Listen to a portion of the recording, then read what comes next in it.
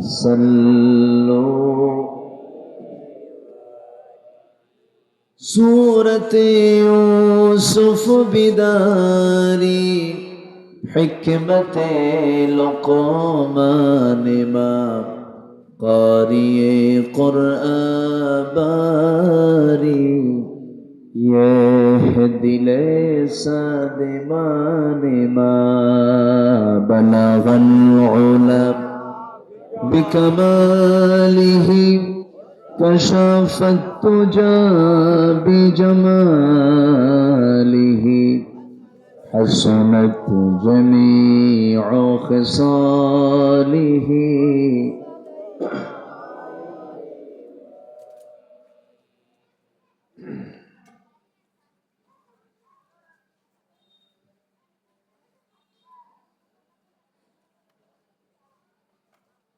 প্রাকৃতিক সৌন্দর্যের অপরূপ লীলাভূমি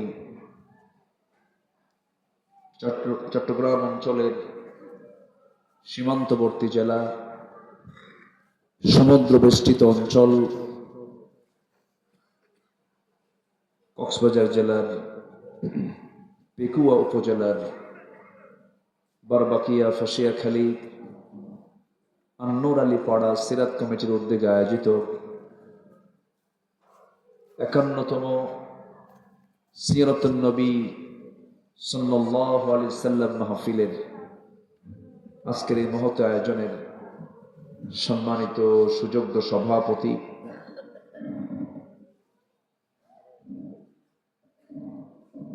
বারোপাখি ইউনিয়ন পরিষদের বারবার নির্বাচিত সম্মানিত চেয়ারম্যান মহোদয়,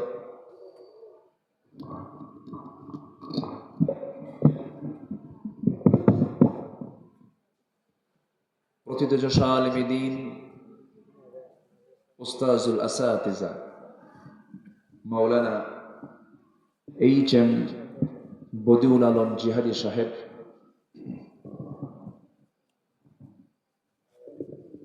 সম্মানিত যুগ্ম সভাপতি জনাব মাওলানা শাহজাদ আহমদ ফারুক আজাদ সাহেব, কথা বলেছেন আমিরাবাদ সুফি আলিয়া মাদ্রাসার সম্মানিত সহকারী অধ্যাপক, আমার অত্যন্ত কাছের নন্দিত আলেমে দ্বীন মুফাসসিরে কোরআন মাওলানা জামাল উদ্দিন হাফিজাহুল্লাহ, কথা বলেছেন মাওলানা আব্দুল্লাহ আল আবরার, কথা বলেছেন মাওলানা বিলাল উদ্দিন ফারুকী সাহেব সহ উপস্থিত হাজারাত উলামায়ে কেরাম, ফুদালায়ে ইজাম, সুশীল সমাজ, জাতির শ্রেষ্ঠ সন্তান, শিক্ষক মণ্ডলী, জাতির বিবেক,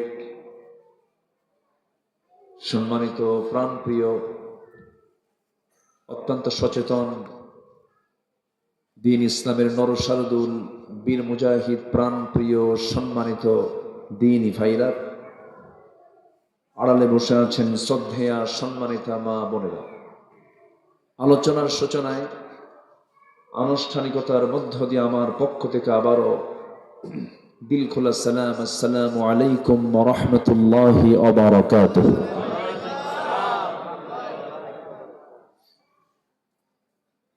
বেগুন কেন আছেন? আই গম আছে আলহামদুলিল্লাহ। এই দুই পাশে যে মুরব্বী দুজন বসে আছেন, যদি সমাজের কিছু সাদা মানুষ দেখতে হয়,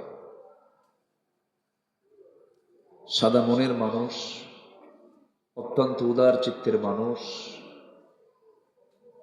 সমাজ সেবা বলতে যা বোঝায়, আমার মনে হয় এই ধরনের লোকগুলো যদি প্রত্যেকটা ইউনিয়নে একটা করে পাওয়া যেত, এই দেশে একটা বিপ্লব হয়ে যেত। আপনারা বড় ভাগ্যবান যে একজন আলেমে দ্বীনকে চেয়ারম্যানের চেয়ারে পেয়েছেন। তো আলহামদুলিল্লাহ কইলেন না? রাগারে কি আছে নাকি? আল্লাহ পাকের মেহেরবানি যে মহান আল্লাহ সুবহানাহু ওয়া তাআলা আমাকে আপনাকে সুন্দর একটা আয়োজনে, সুন্দর পরিবেশে আসার বসার তৌফিক দিয়েছেন। কালিমাতুশ শুকর আদায় করছি, মুহাব্বাতান বলে উঠছি আলহামদুলিল্লাহ। আবারও বলছি আলহামদুলিল্লাহ। চিৎকার মেরে বলছি আল্লাহুম্মা আইন্নি আলা যিকরিকা ওয়া শুকরিকা ওয়া হুসনি ইবাদাতিকা। সবাই বলি আল্লাহুম্মা লাকা আসলামতু ওয়া বিকা আমানতু ওয়া আলাইকা তাওয়াক্কালতু ওয়া ইলাইকা আনাবতু ওয়া বিকা খাসামতু। আমরা আল্লাহ তাআলার শুকর আদায় করে নিলাম।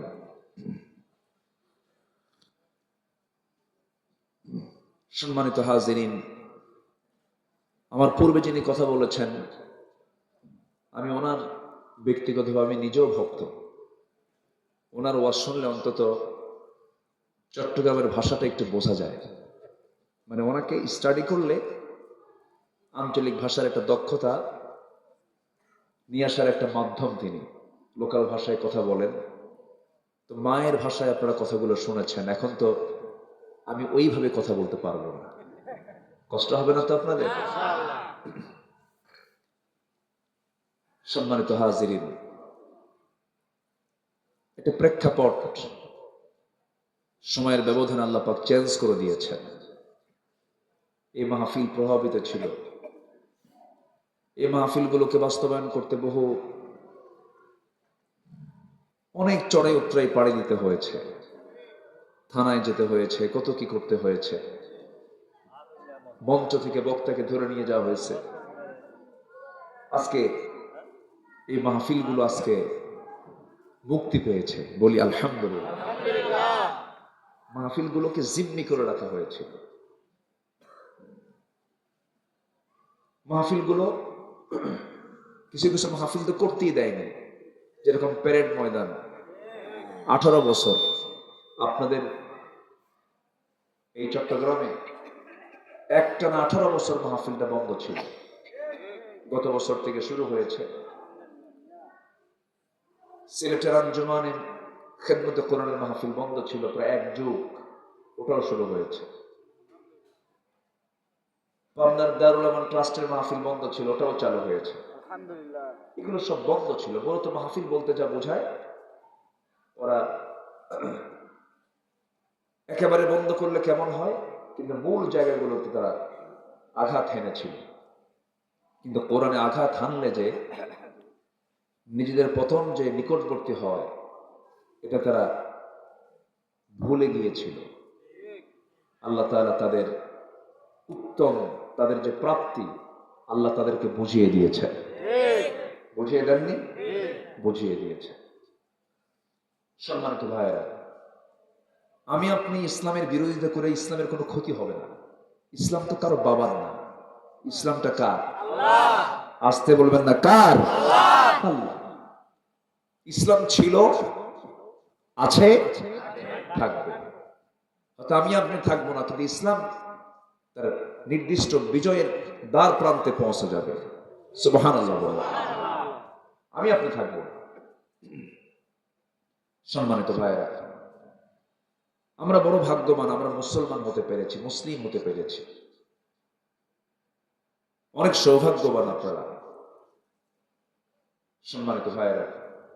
কিন্তু এই মুসলমানিত্বকে টিকে রাখার জন্য একটা পরিবেশ দরকার,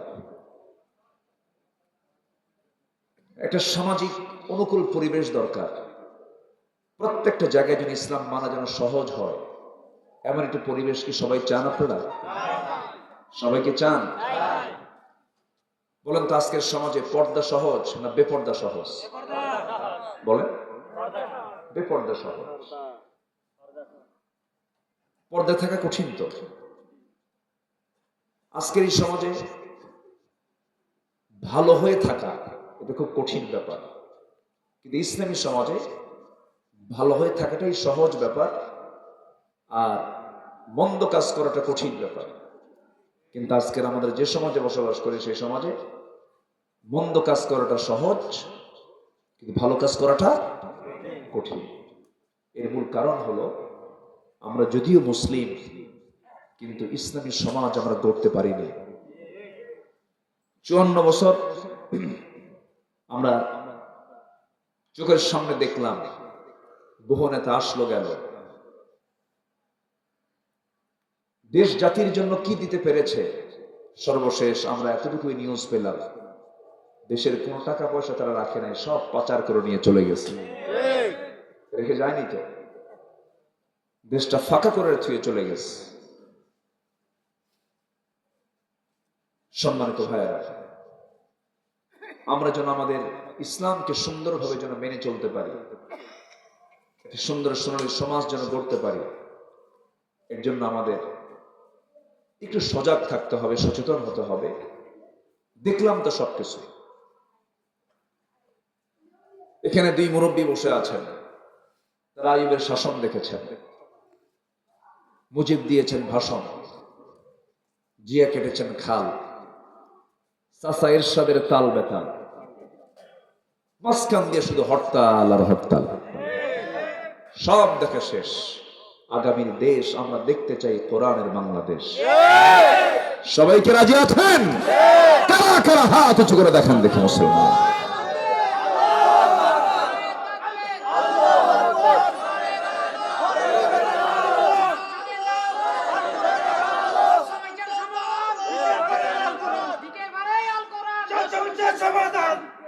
আল্লাহ কবুল করুন, জোরে বলি আমিন। ওয়াজ তো জীবনে কম হলো না। এদেশে ওয়াজ বেশি না আমল বেশি? বলেন, আমল কোথায়? এদেশের মানুষ নামাজ বেশি পড়ে না বিড়ি খায় বেশি? বলেন, বিড়ি খায় বেশি, নামাজ নাই তো। মসজিদ ফাঁকা থাকে কোন ওয়াক্তে? কোন ওয়াক্তে আমার দেশে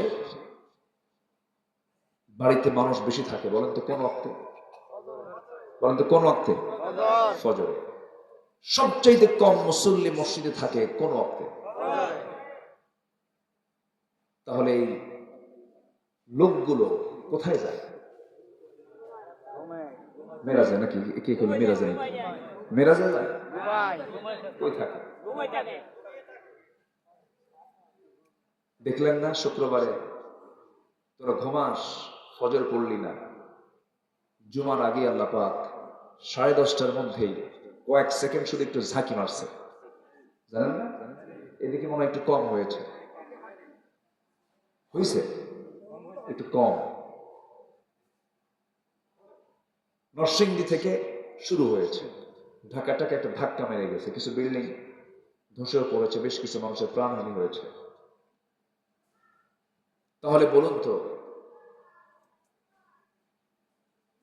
আমার আল্লাহর এই আকাশ, আমার আল্লাহর এই দেওয়া জমিন, সেই জমিনের থেকে আমি কত বড় লঙ্ঘন করলাম, ফজর পড়লাম না।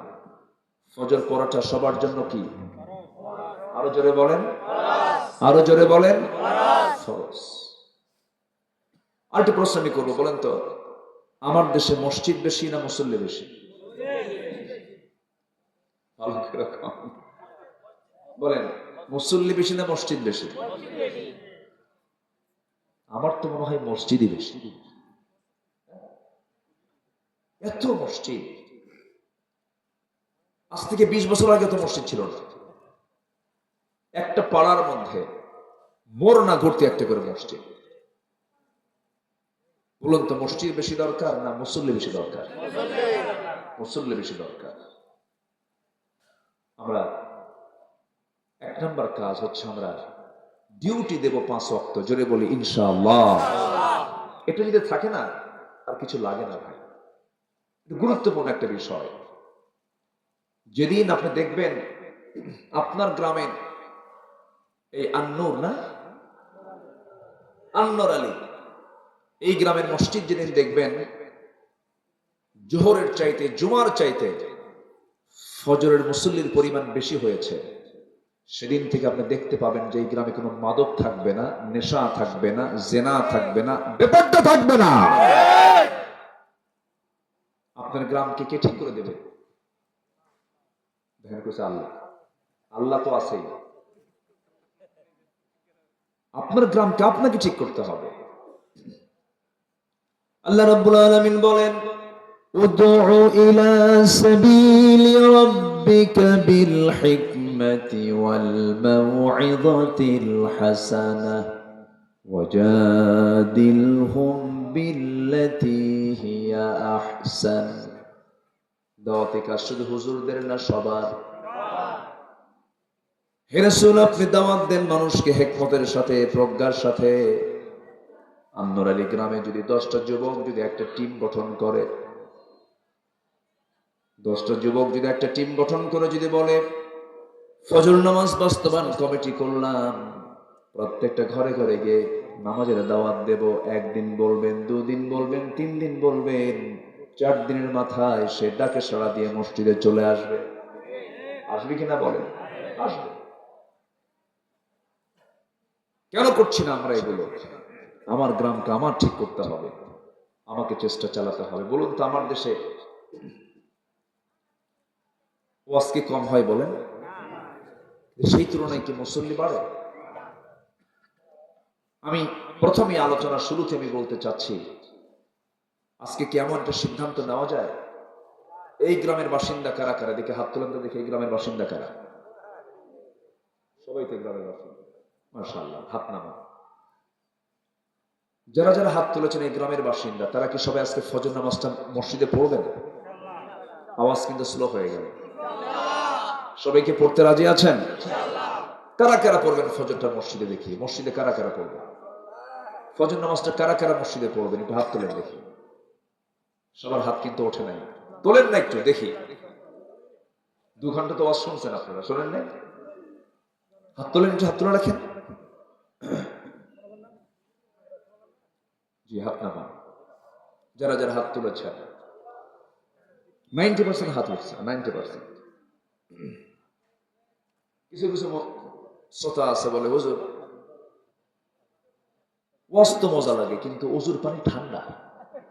অজুর পানি কি ঠান্ডা? এই 90% যারা হাত তুললেন, আজকের মসজিদ যদি এই মুসল্লিতে ভরপুর হয়ে যায়, আমাদের মাহফিলটা সার্থক হবে। আল্লাহ কবুল করুন, আল্লাহ কবুল করুন, আল্লাহ কবুল করুন। এখানে যে বসে আছে, আমরা কি লসে আছে না লাভে আছে বলেন তো? শুধু লাভ না মহালাভ? মহালাভ, কোনো লস নাই। আল্লাহ রাব্বুল আলামিন বলেন, ইন্নাল্লাযীনা ইয়াতলুনা কিতাবাল্লাহ ওয়া আকামুস সালাতা ওয়া আনফাকু মিম্মা রাযাকনাহুম সিররান ওয়া আলানিয়াতান ইয়ারজুনা তিজারাতান লান তাবুর। সূরাতুল ফাতির। আল্লাহ রাব্বুল আলামিন বলেন, যাদের মধ্যে 3টা কাজ থাকবে। নাম্বার 1 হলো যারা আল্লাহর কালামকে সুন্দর করে তেলাওয়াত করবে। নাম্বার 2 হলো যারা নামাজ কায়েম করবে। নাম্বার 3 হলো যারা গোপনে প্রকাশ্যে আমার পথে যারা খরচ করবে, দান করবে। ইয়ারজুনা তিজারাতান লান তাবুর। আরবি গ্রামার যাদের জানা আছে, লান তাবুর। আল্লাহ রাব্বুল আলামিন বলেছেন, কখনো তাদের এই 3টা কাজে তাদের কোনোদিন ব্যবসায় লস হবে না। জোরে কান সুবহানাল্লাহ। তিজারাতান লান তাবুর। আজকে তেলাওয়াত নাই। দাদিরা, আগের আমাদের যে দাদি ছিলেন, ফজর পরে সূর্য না ওঠা পর্যন্ত উঠতেন না মুসাল্লা থেকে। আর এখনকার ভাবিরা ঘুম থেকে উঠেই হলো মাত্র 11টায়। মাত্র কয়টায়? 11টায়। বুরিকালি উম্মতি ফি বুকুরিহা। আমার রাসূল বলেছেন, আমার উম্মতের বরকতময় সময় হলো সকাল। হয়তো যে সময় ভূমিকম্পটা হয়েছে, সেই সময় অনেক মানুষ ঘুমেও ছিল, ঠিক না? কমেছে। আমরা কোন দিন জাগবো? সেই দিন। আমি তো ঢাকার বাসিন্দা, তো সেই দিন কোন বিল্ডিং এ একটা মানুষ বিল্ডিং এ ছিল না, সব নিচে খালি পায়ে চলে আসছে। কি পায়ে? খালি পায়ে, মাত্র কয়েক সেকেন্ড। যদি আল্লাহ এটাকে কন্টিনিউ যদি 1 মিনিট করতেন, যে পরিমাণ ক্ষতি হতো, সে ক্ষতি পূরণ হতে 100 বছরেও সেটা পূরণ করা যেত। কেন হয় ভূমিকম্প? শুনবেন, কথাগুলো শুনবেন, আগ্রহ আছে আপনাদের? আগ্রহ আছে? ভূমিকম্প কেন হয়? এর কারণগুলো কি? আল্লাহ পাক এর সিগন্যাল দিয়ে দেন। আল্লাহ রাব্বুল আলামিন বলেন, ফাখলাফা মিন বা'দিহিম খালফুন আদাউস সালাতা ওয়াত্তাবাউশ শাহাওয়াত ফাসাউফা ইয়ালকাউনা গায়্যা। আল্লাহ রাব্বুল আলামিন বলেন, দুটো অপরাধ যারা করবে আমি তাদেরকে কখনো ক্ষমা করব না। এক নম্বর হলো যারা নামাজকে নষ্ট করবে, নফসের দাসত্ব করবে, মন যা চাই তাই করবে, তবলা বাজাবে, মাদক নিয়ে ব্যস্ত থাকবে, নেশা করবে, জিনা করবে, ওয়াত্তাবাউশ শাহাওয়াত। আল্লাহ বলছেন দুনিয়াতে আমি তাকে বিপদে ফেলে দেব, গজব দেব, আর আখিরাতে আমি তাকে জাহান্নাম শুধু নয়, জাহান্নামের কিছু গর্ত আছে, এখানে গাই নামক গর্তের কথা বলা হয়েছে। গাই নামক গর্তের মধ্যে আমি তাকে অবশ্যই ঢুকায়া ছাড়বো। জোরে করুন নাউযুবিল্লাহ। গাই নামক গর্তের মধ্যে আমি তাকে ঢুকাবো। গাই হচ্ছে জাহান্নামের একটা গর্ত। ওয়াইল গাই। চেয়ারম্যান মহোদয় তো এই 16 বছরে জেল খেটেছেন, একবার না বারবার? আমার তো মনে হয় বারবার।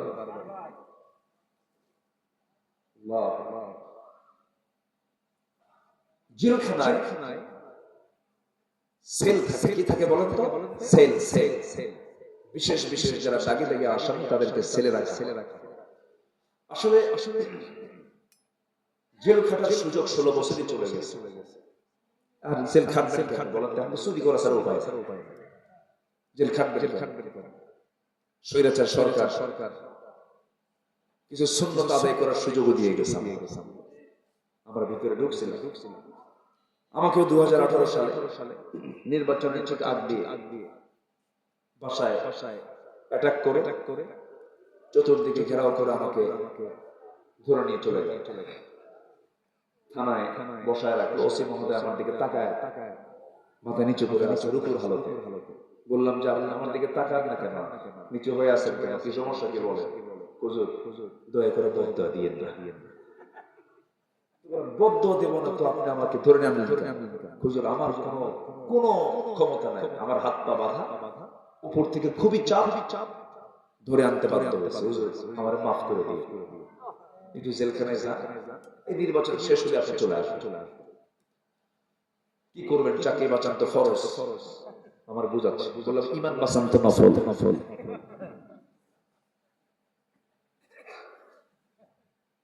মামলা খান দিয়া হ্যান্ডকাফ লাগায় দিয়ে চালান দিয়ে দিল কোর্টের বিচারক আমার দিকে তাকায়, জিব্বা কামড় মেরে বলে হুজুরে ধরলো খা। মামলার ধারার দিকে তাকায় দেখে যে এই মামলার জামিন দিলে আমারই তো চাকরি। পাঠায় দিল জেল হাজত। চুল পরিমাণ, আল্লাহ সাক্ষী, চুল পরিমাণ আমার ভিতরে কোনো প্রকার খারাপ লাগা, মন ভেঙে যাওয়া, এটা মনে হয় না। আমি তো চুরি করি, অপরাধ তো করি। অপরাধ হলে তো অপরাধ বোধ হবে, কষ্ট হবে। আহাব্বু ইলাইয়া, ইউসুফ আলাইহিস সালাম বলেছিলেন আমার কাছে জেলখানাই প্রিয়। তো আমি ওটার নাম দিয়েছি মাদ্রাসা ইউসুফিয়া। জেলখানা ইমানদারদের জন্য জেলখানা নয়, এটা হচ্ছে মাদ্রাসা ইউসুফিয়া। আলহামদুলিল্লাহ।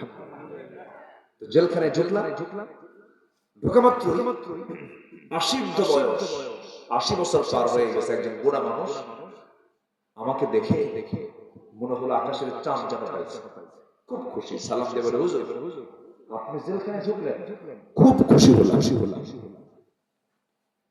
তো বললাম জেলখানায় ঢুকলে কেউ খুশি হয়? বলতেছে হুজুর মাহফিলে যায়, ওয়াজ শুনি, বহু মাহফিলে গেছি, কিন্তু চেষ্টা করছি বহু আপনার সঙ্গে একবার মুসাফা করব, পারি নাই। আল্লাহ কি সুন্দর মিলায় দিল, সামনাসামনি দেখা হলো। দোয়া করি আপনি জেলখানায় থাকেন।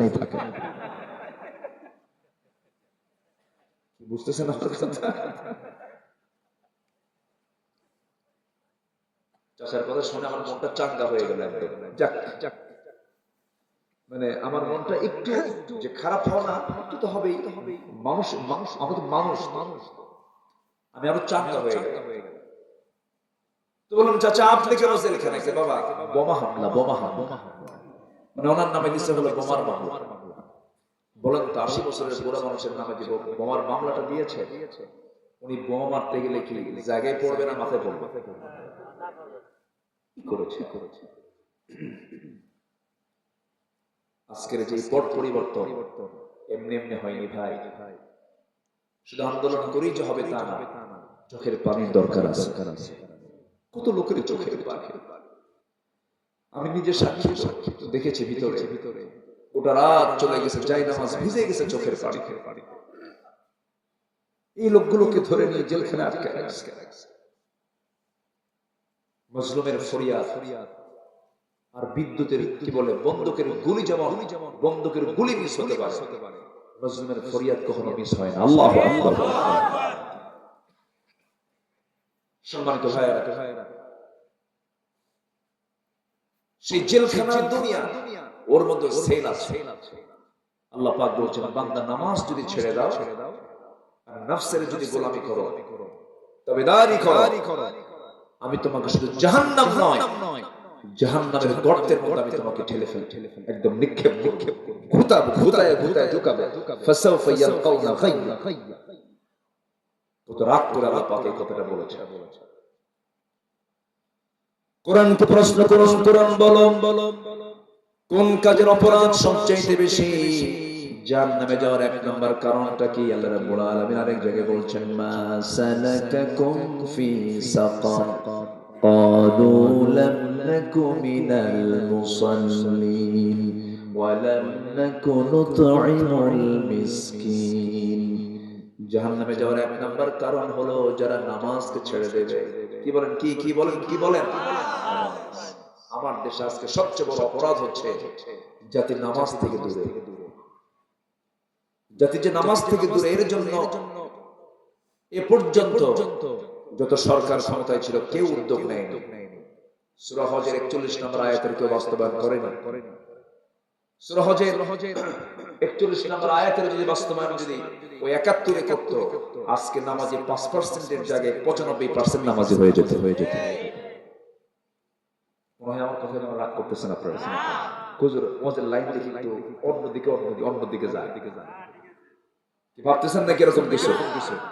যে সময়ের কথা সেই সময় বলতে হবে। ভুল বহু করেছি আর ভুল করতে চাই না।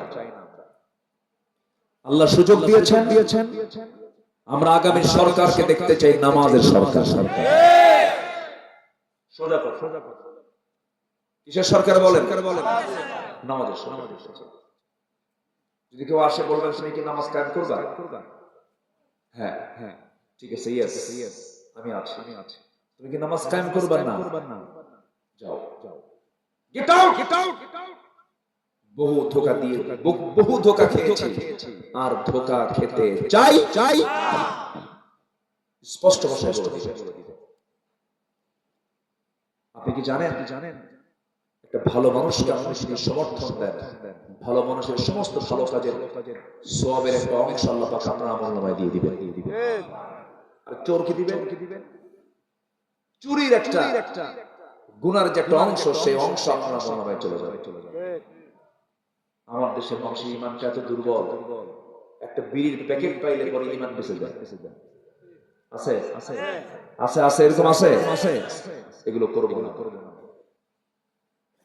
আমরা আগামীর বাংলাদেশ দেখতে চাই কোরআনের বাংলাদেশ। আগামী সরকার দেখতে চাই নামাজের সরকার।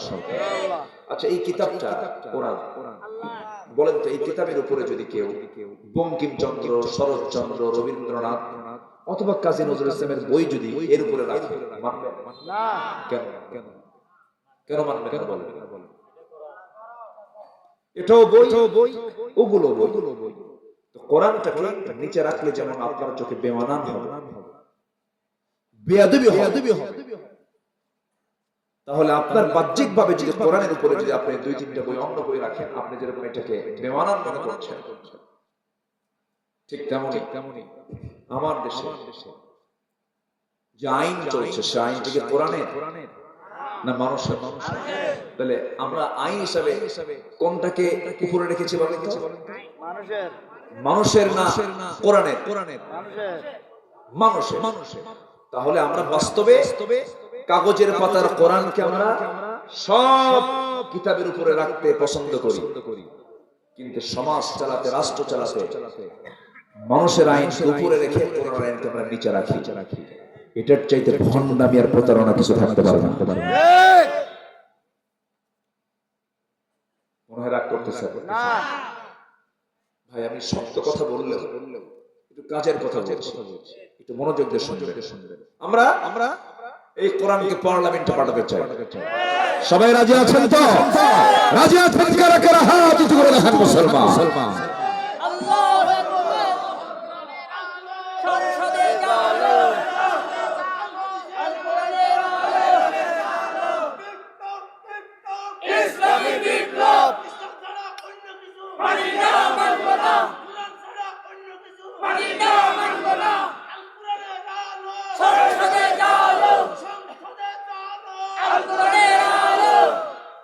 আল্লাহ কবুল করুন, আমিন। আরো জোরে আল্লাহ কবুল করুন, আমিন। আরো জোরে আমিন।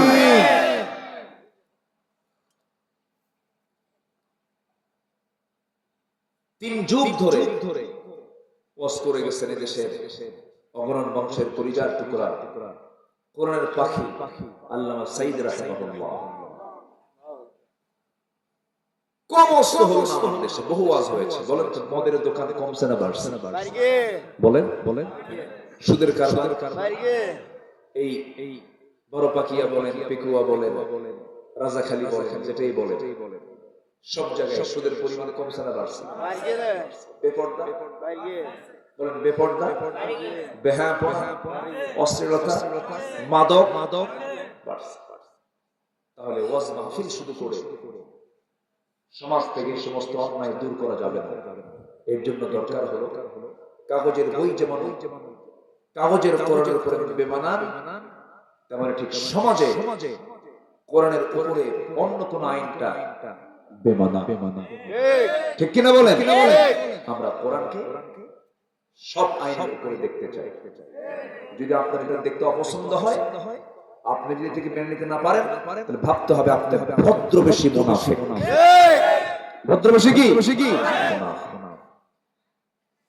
আছে আমার দেশে এরকম ভদ্রবেশী মুনাফিক আছে? আমাদেরকে বলে আমরা নাকি ধর্মের ব্যবসা করি। টুপি আমরা 5 বছরই দিই, কিন্তু কারা ধর্মের ব্যবসা করে? যখন নির্বাচন আসে 3 মাস টুপি মাথায় ছাড়ে। আছে কিনা বলেন? আছে কিনা? ধর্মের ব্যবসা কারা করে? যারা বিপদে পড়লে দাড়ি কাটে। কে? আবার বিপদে পড়লে দাড়ি রাখে। কালামানি দাড়ি রাখছে, আর সালমানে রহমান দাড়ি রাখছে। জানেন না আপনারা? 5 আগস্টের পরে আপনারা ফটোটা জানেন, দেখেন নাই? মাথার চুল সাদা, দাড়ি সাদা, জামা সাদা, পাজামা সাদা, জুতাও সাদা। চেহারাটা মাশাআল্লাহ একদম সুন্দর চেহারা। আল্লাহর সৃষ্টিত মাখলুক তো সুন্দর চেহারার মানুষ। যখন সে রাস্তায় হাঁটে তখন মনে হয় জিবরাইল যেন নাযিল হয়েছে। বাঁচার জন্য কি করলো? আমার যদি মেরেও ফেলে, আমি কি দাড়ি কাটবো? সে দাড়ি কেটে একদম সফান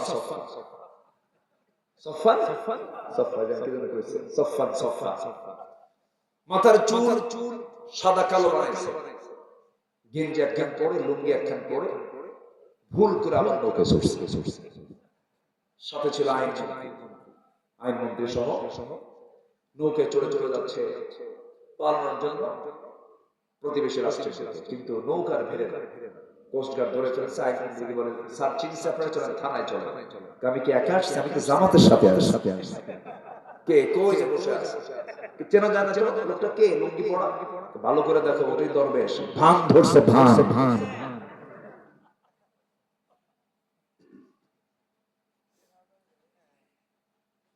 শোনেন, ধর্ম আমাদের একদিন না সব দিন। আমরা ইসলাম মানবো একদিন না সব দিন। আমরা এক জায়গায় মানবো না সব জায়গায় মানবো, তাহলে আমরা সফল হব। কি হব? সফল। ওই সূরা ফাতিরের আয়াতের মধ্যে তিনটা কাজের কথা বলা হয়েছে।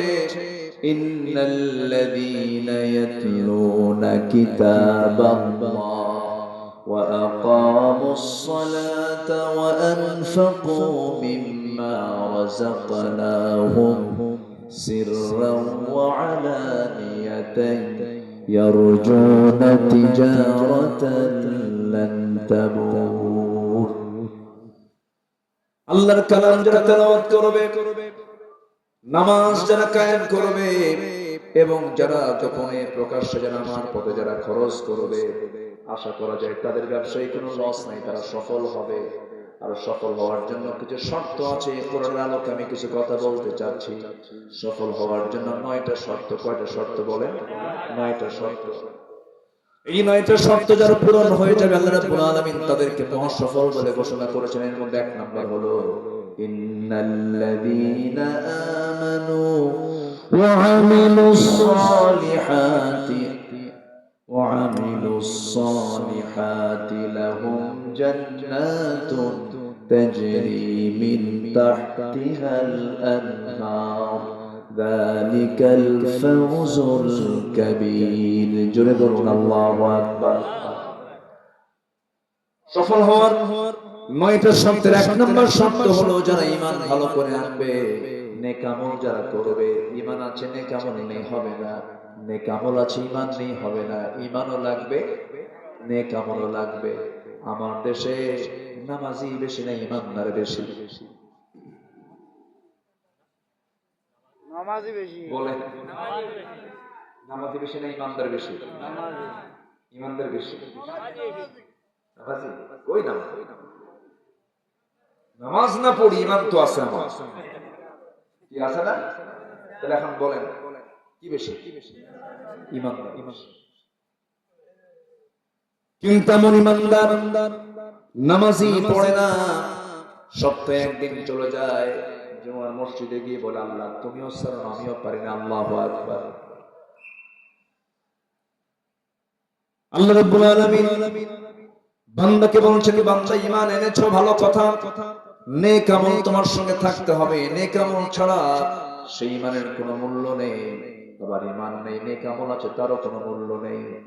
আমেরিকার ধনকুবের সবচেয়ে একজন বড় ধনী মানুষ বিল গেটস, তার সম্পত্তির বিশাল একটা অংশ সে সামাজিক কাজে ব্যয় করেছে। কোটি কোটি টাকা সে দান করেছে। এত বড় দান করার পর আল্লাহর কাছে তার কোনো মূল্য নাই, কারণ তার মধ্যে কি নাই? ঈমান নাই। ঈমান হলো মাদার, ঈমান হলো মূল। ঈমান থেকে যাওয়া মানে সব কিছু থেকে যাওয়া। ঈমান না থাকা মানে কোনো কিছুই না থাকা। এই জন্য আমরা ঈমানকে মজবুত করব। জোরে বলি ইনশাআল্লাহ। আরো জোরে বলি ইনশাআল্লাহ। বাবার মুসলমান ছিলেন, আমি তার ছেলে মুসলমান, এমন পরিচয়ে মুসলমান হওয়া যাবে না, এমন পরিচয় ঈমানদার হওয়া যাবে না। খ্রিস্টানের ছেলে খ্রিস্টান হতে পারে, ব্রাহ্মণের ছেলে ব্রাহ্মণ হতে পারে, বৌদ্ধের ছেলে বৌদ্ধ হতে পারে, কিন্তু ঈমানদারের সন্তান ঈমানদার হতে পারে না যতক্ষণ না তার মধ্যে ঈমান না থাকে। ঈমান থাকতে হবে।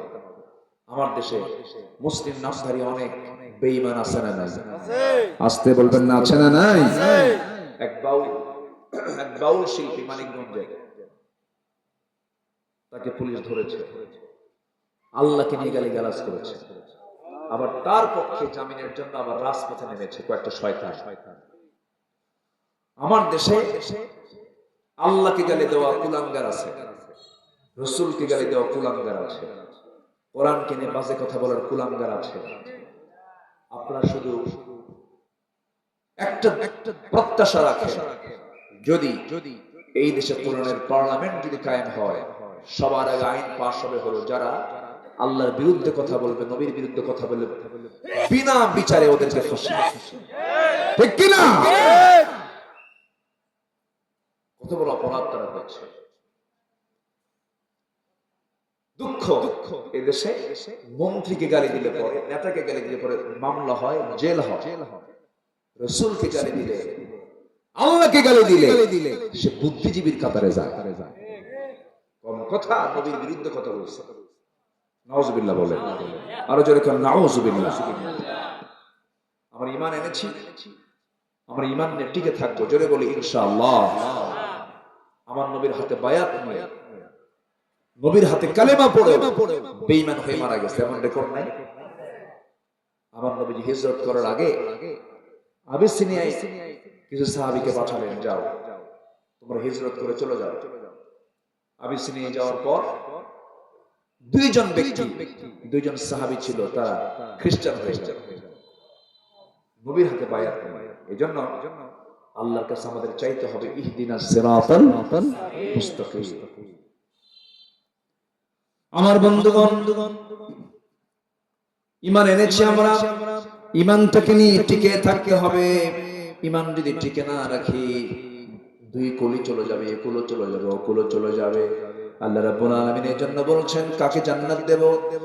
ইন্নাল্লাযীনা ক্বালু রাব্বুনাল্লাহু সুম্মা ইসতাকামু তাতানাসসালু আলাইহিমুল মালায়েকা আল্লা তাখাফু ওয়া লা তাহজানু ওয়া আবশিরু বিল জান্নাতিল্লাতী কুনতুম তুআদুন। জোরে বলুন আল্লাহু আকবার।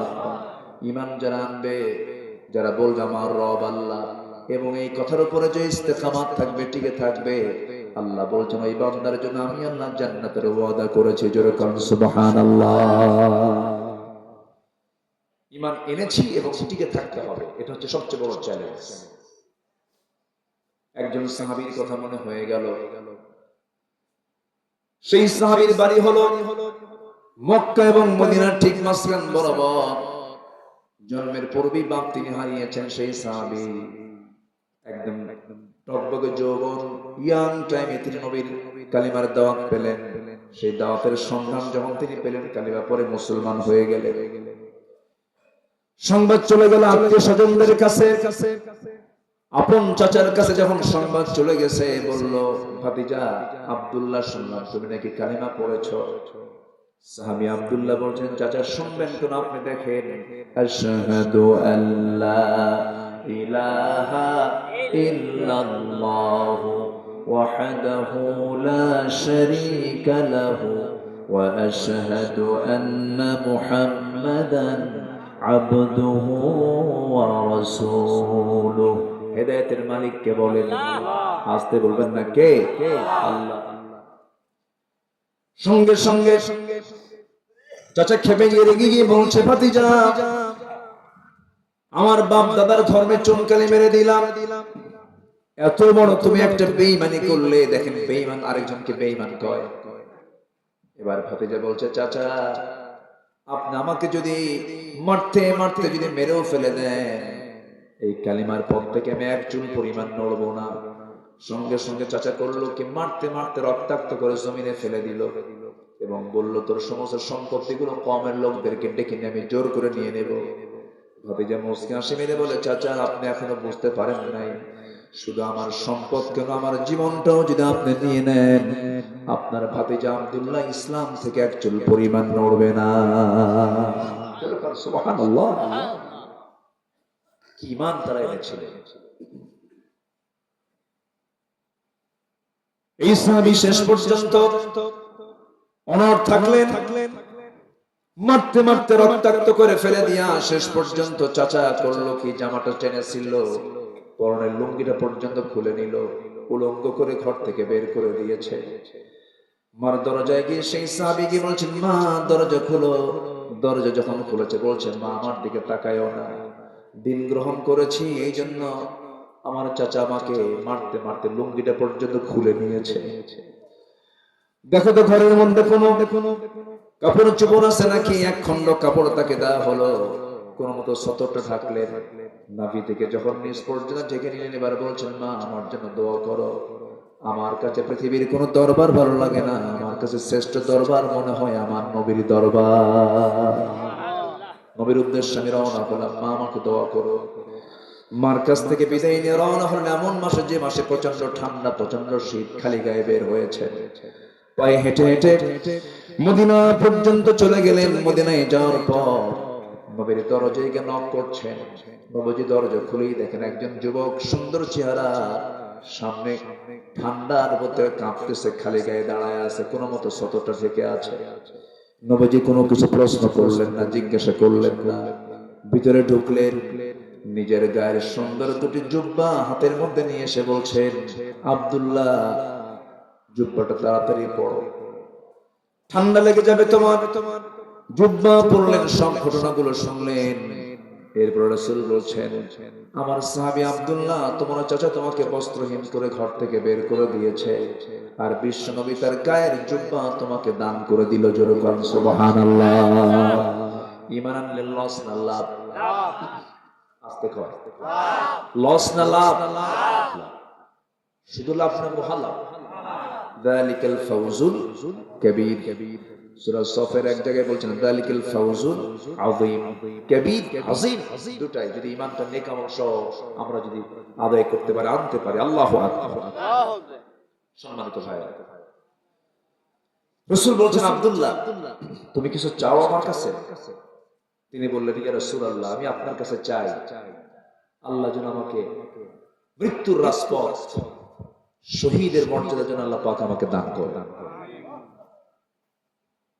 আমার নবীজি সঙ্গে সঙ্গে হাত উঁচু করে বলছেন, আরশের মালিক আল্লাহ, আমার কলিজার টুকরা আব্দুল্লাহর জান এবং মাল তুমি আল্লাহ কাফের বেঈমানদের জন্য হারাম করে দাও। এই দোয়া করার সঙ্গে সঙ্গে সাহাবীর মন খারাপ হয়ে গেল। সাহাবী বলছেন, ইয়া রাসূলুল্লাহ, আপনি এমনটা দোয়া করলেন কেন? কাফের বেঈমানরা যদি আমাকে না মারতে পারে, রক্তাক্ত যদি না করতে পারে, আমি শহীদ হব কেমনে? রাসূল বলছেন, আব্দুল্লাহ চিন্তা করো কেন? তোমার যদি হৃদয় এমনটা লালন হয়ে থাকে, শহীদের তামান্না যদি তোমার হৃদয়ে লালন হয়ে থাকে, ওয়াইম্মা তাআলা ফিরাশিহি, যদি তোমার মৃত্যু যদি বিছানায় হয়ে থাকে, মহান রব্বুল আলামিন তোমাকে শহীদের দরজা দিয়ে দিবেন। জোরে কোন সুবহানাল্লাহ। আব্দুল্লাহ যাও, কোরআন হাতে দিলাম, আসহাবে সুফায় গিয়ে ওদের সঙ্গে সময় কাটাও, তুমি আমার মেহমানের মতো থাকবে এই জায়গায়, যাও। পাঠায় দিলেন। জোরে জোরে কোরআন পড়ছেন আব্দুল্লাহ। সাহাবীরা এসে বলছেন, হুজুর নতুন সাহাবীর একটা আগমন হয়েছে আমাদের মাঝে, এত জোরে কোরআন পড়ে খুব ডিস্টার্ব হয়। রাসূল বললেন, কে? আব্দুল্লাহ। রাসূল বলছেন, সাহাবীরা, আমার কলিজার টুকরা আব্দুল্লাহর তেলাওয়াতে তোমরা বাধা দিও না। আমার আব্দুল্লাহ ঈমানকে এত গুরুত্বের সঙ্গে গ্রহণ করেছে যে দুনিয়া বিক্রি করে দিয়ে সে ঈমানকে গ্রহণ করেছে, ওকে বাধা দিও না।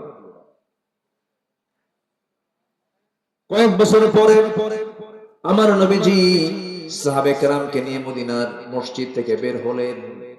মদিনার 10টা বছর আমার নবীজি যুদ্ধ পরিচালনা করেছেন। 86টা, কয়টা বলেন? 86টা যুদ্ধ পরিচালনা করেছেন আমার নবীজি। 86 যুদ্ধ পরিচালনা করেছেন 10 বছরে, যার গড়ে হয় 8 থেকে 9টা যুদ্ধ। আর আমার দেশের কিছু মুফতি, আমার দেশের কিছু মুসলমান নামের কিছু লোকজন আছে যারা বলে জিহাদ করব, কাশের দেশে কোনো জিহাদ করার লোক নাই। দেখছেন, দেশে মদের আইন পাস হচ্ছে, জেনা চলছে, ব্যভিচার চলছে, জিহাদ করার লোক নাকি খুঁজে পায় না। অথচ আল্লাহ তাআলা বলেন, ইয়া আইয়ুহান নবী জাহিদিল কুফার ওয়াল মুনাফিকিন ওয়াগলুজ আলাইহিম, হে নবী আপনি কাফিরদের বিরুদ্ধে, মুনাফিকদের বিরুদ্ধে জিহাদ ঘোষণা করুন। মুনাফিক তো আমার দেশে নাই, আজকে কয় আছে না নাই? আচ্ছা, নির্বাচন আসলেই কিছু ফতুয়া বের হয়, ফতুয়া দেয়, কিছু মুফতি বের হয় নির্বাচনের একটু আগ দিয়ে, ভোট দেওয়া যাবে না, এটা হারাম, নির্বাচন করা হারাম, গণতন্ত্র হারাম, এটা হারাম। আল্লামা সাইদের একটা বক্তব্য শুনেছিলাম, উনি বলেছিলেন যে ওদের কিতাবের নামই আছে একটা কিতাবুল হারাম, কোন হালাল কিছু নাই। বদমাইশগুলো, ওরা কিন্তু দেশের ব্যাংক বিমা সব ইউজ করে, দেশের টাকা ব্যবহার করে, সব কিছু করছে। নির্বাচনের আগে বলে নির্বাচন করা হারাম, ভোট দেওয়া হারাম, গণতন্ত্র হারাম।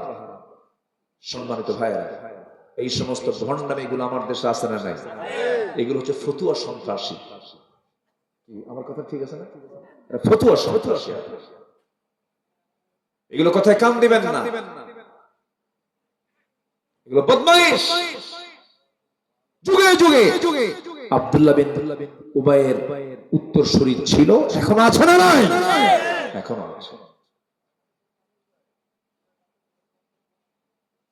এদেশের বৃহত্তম ইসলামী সংগঠন, যাদের শহীদের কাতার কত লম্বা, কত অবদান তাদের।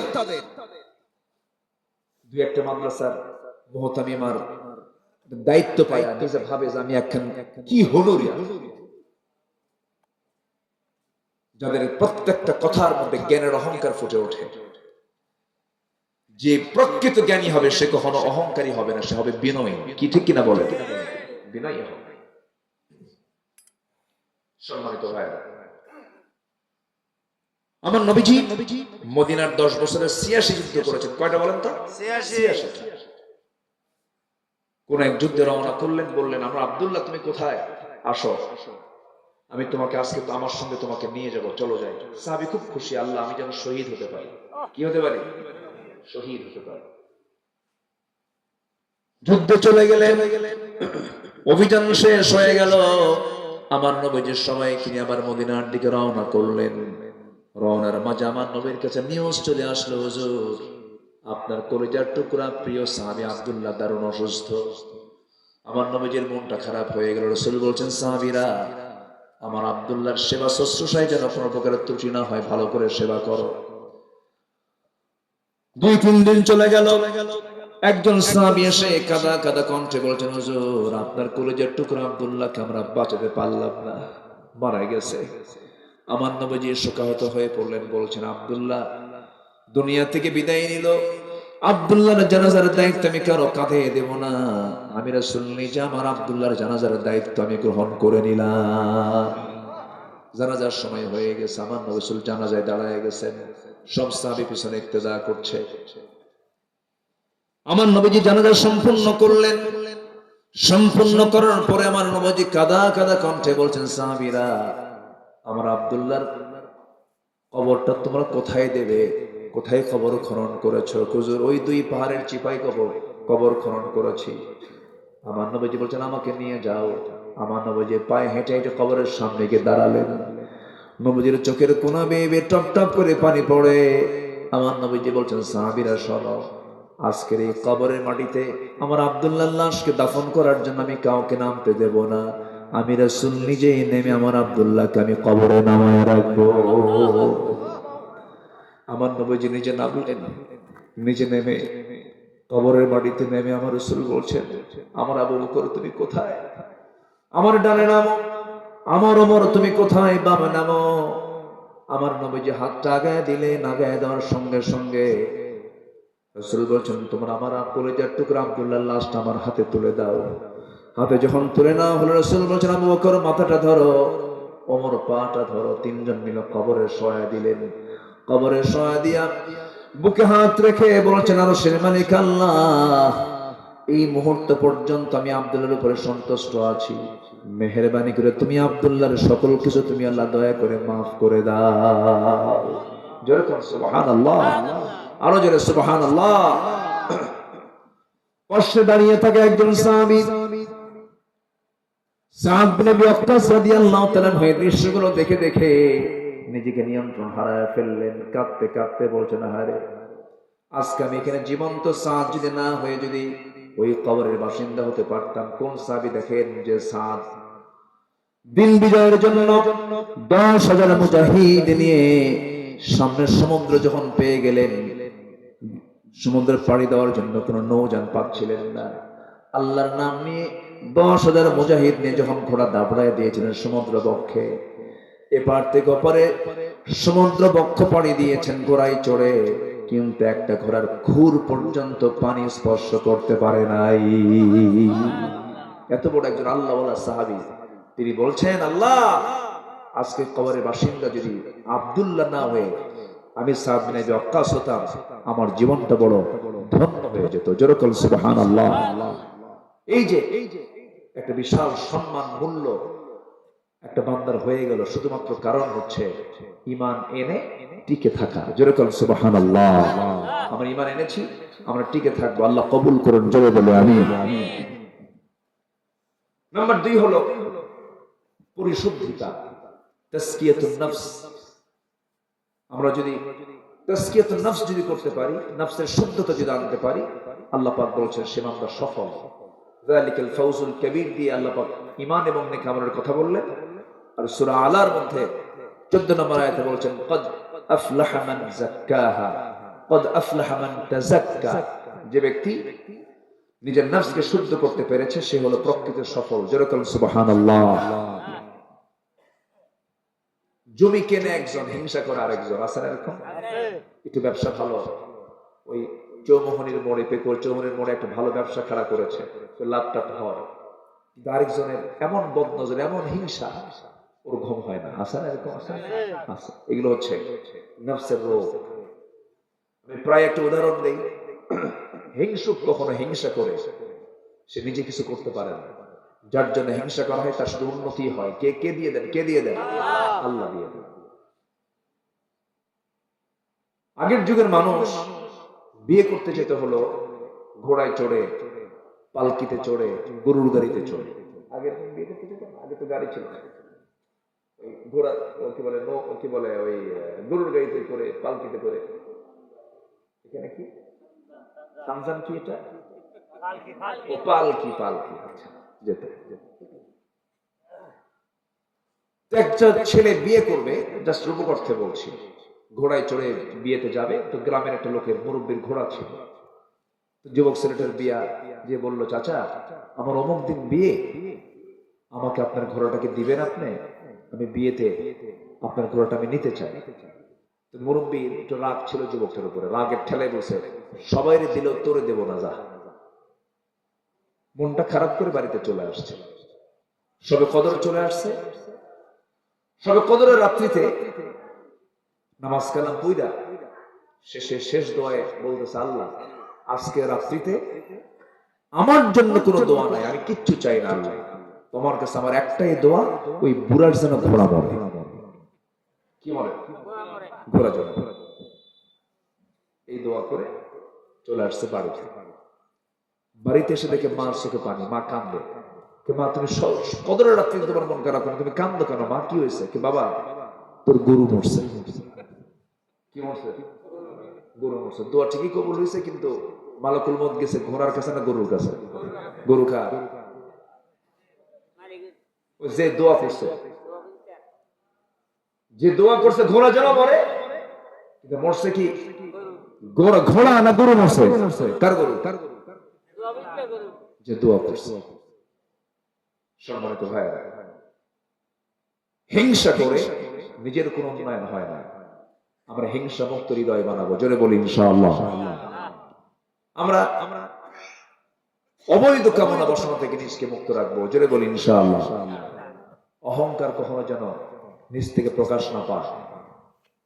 আসমান জমিনে সর্বপ্রথম অপরাধ হলো অহংকার। বিগত সরকার যে 16 বছর ছিল, এদের পতনের শেষ সময়ের পতনের মূল কারণ ছিল একটাই, অহংকার। প্রায় বলতো এটা আমার বাবার দেশ, বাপ স্বাধীন করছে, এই দেশে কোনো রাজাকার থাকতে পারবে না। আমি কি ভুল বলতেছে? অনেক কিছু বলেছে। এগুলো হচ্ছে অহংকার। অহংকারের ভাষা হচ্ছে এগুলো। অহংকার থাকবে যার, পতন হবে তার। কার ফয়সালা? আসতে বলবেন না, কার ফয়সালা? ফেরাউন টিকতে পেরেছে? অহংকার। নমরুদ টিকতে পেরেছে? অহংকার। আবু জাহেল টিকতে পেরেছে? অহংকার। সাদ্দাত টিকতে পেরেছে? অহংকার। কারুন টিকতে পেরেছে? সম্পদের অহংকার, টিকতে পারবে না। এজন্য ইমানদার কখনো অহংকারী হতে পারে না, হিংসুক হতে পারে না। সবার দোয়া কবুল হবে, হিংসুক এবং মুশরিকের কোনো দোয়া কবুল হবে না। ক্বাদ আফলাহা মান তাযাক্কা। সফল হওয়ার জন্য 9টা শর্ত, 2টা শর্ত বলেছি, আর 7টা শর্ত বলেই আমরা শেষ করব। জিকির করি লা ইলাহা ইল্লাল্লাহ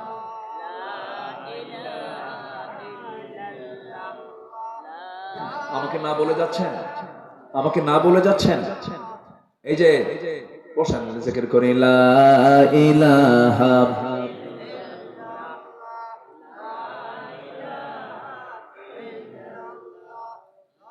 আরো জোরে লা ইলাহা ইল্লাল্লাহ সুবহানাল্লাহ আলহামদুলিল্লাহ লা ইলাহা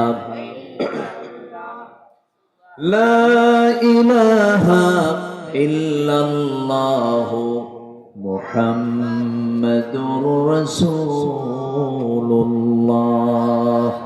আল্লাহু আল্লাহ লা ইলাহা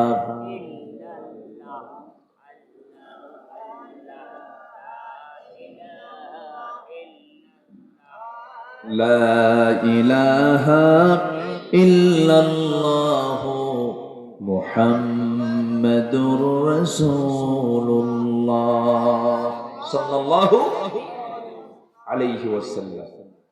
তাহলে এক নম্বর হলো নেক আমল সহ ঈমান, নাম্বার 2 হলো পরিশুদ্ধিতা নফসের। আমাদের বাহিরেরটা সুন্দর হওয়া দরকার না ভিতরেরটা সুন্দর হওয়া দরকার? ভিতরেরটা। আল্লাহ বাহির দেখবেন না ভিতর দেখবেন? ভিতরটা দেখবেন। এই জন্য আমরা জাস্ট ভিতরে আত্তাকওয়া হা হুনা, আত্তাকওয়া হা হুনা। নাম্বার 3 হলো সত্যবাদী হওয়া। এই জাতি যদি শুধু সত্য কথা বলতো, একটা কাজ সত্য কথা বলা, এই জাতিকে পরাজিত করার মতো কোন জাতি আমার দেশের মানুষকে কোনোদিন পরাজিত করতে পারতো না। কিন্তু এই দেশের মানুষের সবচেয়ে বড় একটা খারাপ দিক হলো সত্য বেশি বলে না মিথ্যা বেশি বলে। আমি চায়না গিয়েছিলাম, চায়না সফর ছিল। ওরা এক জাতের মানুষ, নাক বোচা, চোখ ছোট, 150 কোটি মানুষ। কত? 150 কোটি, একটা দেশ। হংকংটা যদিও পৃথক, ওটাও হয়তো চলে আসবে। ওরা বৌদ্ধ, কিন্তু ওদের একটা পলিসি হলো ওরা এটা বিশ্বাস করে যে honesty is the best policy. ওরা মিথ্যা কথা বলে না, 2 নম্বরই করতে চায় না। গোটা পৃথিবীর বিজনেসের যে কন্ট্রোলিং পাওয়ারটা ওদের হাতে, রিমোটটা ওদের হাতে, সততার জন্য হয়েছে। যে জাতি হোক না কেন ওরা মিথ্যা বলে না। কিন্তু এই জাতি প্রচুর মিথ্যা কথা বলে। মিথ্যা বলার কিছু কারণ আছে। আমার এই দেশে বহু জাতির অনুপ্রবেশ হয়েছে। পর্তুগিজ এসেছে, ব্রিটিশ এসেছে, ফরাসি এসেছে।